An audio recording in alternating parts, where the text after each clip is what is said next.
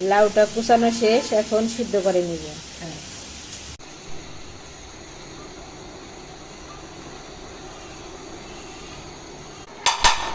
দুধকলি পিঠার জন্য নারকেলের কড়া বানালাম।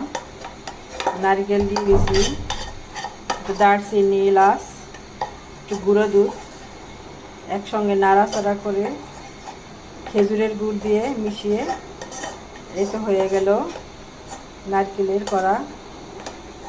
পুরটা রেডি হয়ে গেল, এখন ঠান্ডা করব। এখন বানাবো পিঠা। গোল গোল করে এইভাবে নিব।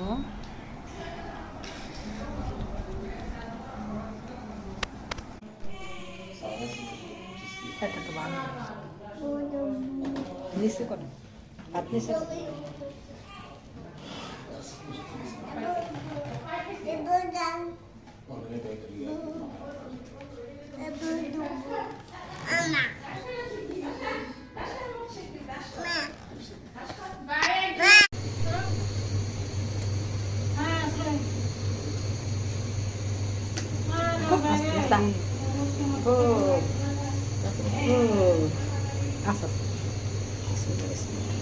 এই তো এখন দুধকলি পিঠা বানাবো, দিয়ে গেছে পিঠাগুলো।